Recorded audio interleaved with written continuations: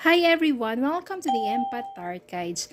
So for today, wala tayong love reading but I will share with you how to manifest or to attract a deep, loving, committed relationship. Marami kasi syempre mga relationship hindi deep, hindi malalim, no?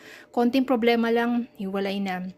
Hindi siya yung loving, minsan talagang hindi siya yung love. 'Di ba? Minsan yung mga desires lang eh. And hindi rin siya committed. 'Di ba? Kaya marami talaga ng mga relationship na madaling mabuwag because hindi siya deep, loving, committed relationship. Well, meron akong hawak ng mga tarot cards na magbibigay ng mga kahulugan, no? Parang makatulong sa atin how to attract a deep, loving, committed relationship.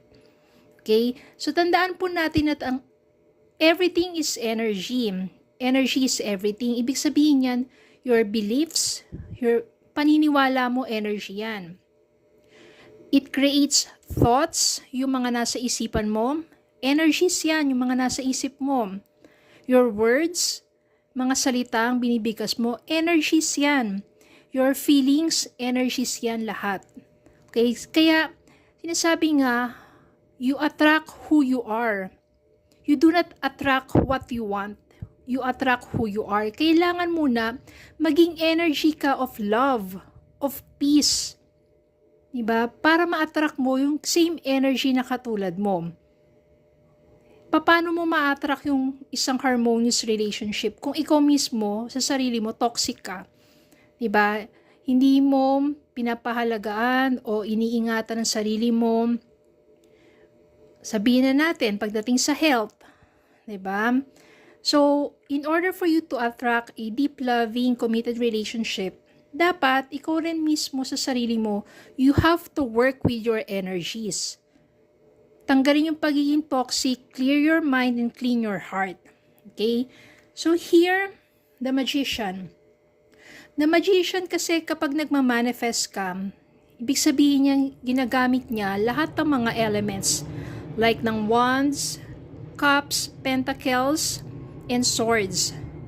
Diba para pag nagmamanifest tayo, in order for your manifestations to achieve or to become true, you have to use those elements. At saka yung ibig sabihin yan, kailangan din pagganahin natin yung mga energies natin. Katulad na sinabi ko, beliefs, thoughts, words, and feelings. Okay?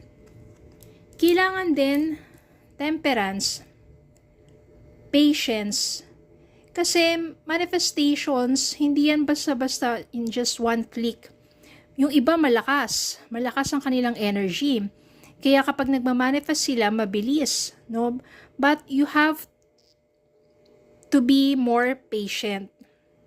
Gawin mo na ayusin ang energy mo, then release it, let go to the universe. Huwag ka maghihintay ng results. Hayaan mo ang universe yung mag-flow na same energy towards you. If you are single looking for love, or you are in a relationship na medyo alanganin na, di ba, para mas maging maayos yon, or if you want to get back your person into your life. Okay, so temperance, kailangan ng patience. Death, transformation. Kasi kapag inayos ninyo yung energy ninyo, you will transform into a better person. At palagi kong sinasabi, lalo na sa mga personal readings, na hindi mo mababago ang energy ng person mo para bumalik sa'yo, para mag-reach out sa'yo, kontakin ka, no. Kaya kailangan baguhin mo o ikaw mismo mag-work out ka sa sarili mong energy. Kailangan paniniwala mo that you are worthy of love. Kailangan paniniwala mo sa sarili mo na karapat-dapat ka, that you are loved. Kaya nga merong mga self-love affirmations na kailangan palagi mong babanggitin araw-araw sa paggising mo. Self-love affirmations, I am loved, I am unique, I am beautiful, I am worthy. Yan. Lahat yan.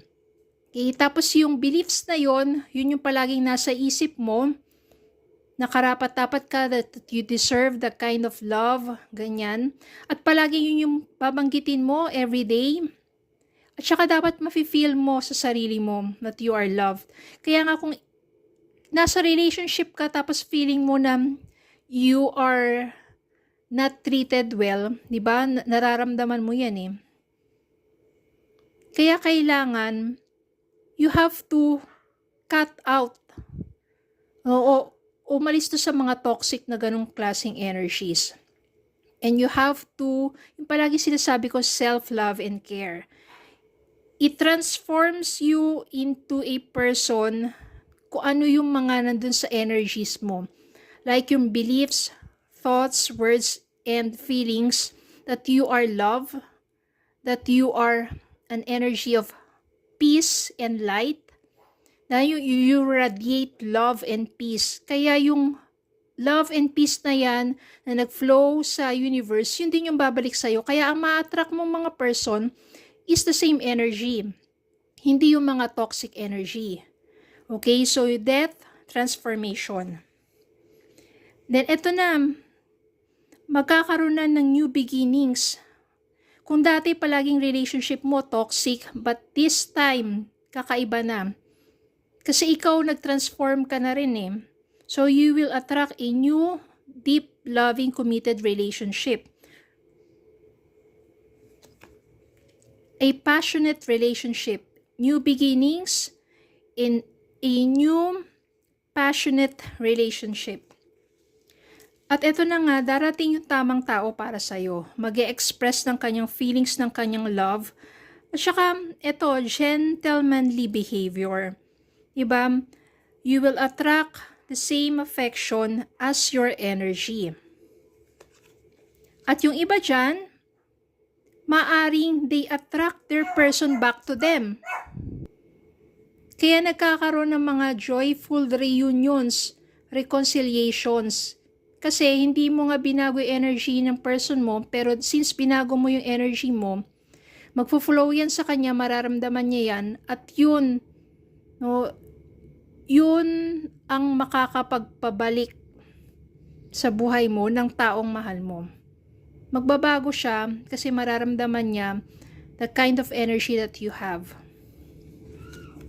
Then, eto na, lovers, big sabihin yan talaga, perfect union, romance, diba? Shared values. Hindi na yung puro mga sabihin natin relationship na mababaw, relationship na walang commitment, but this time. And ito yung pinakamaganda, yung result.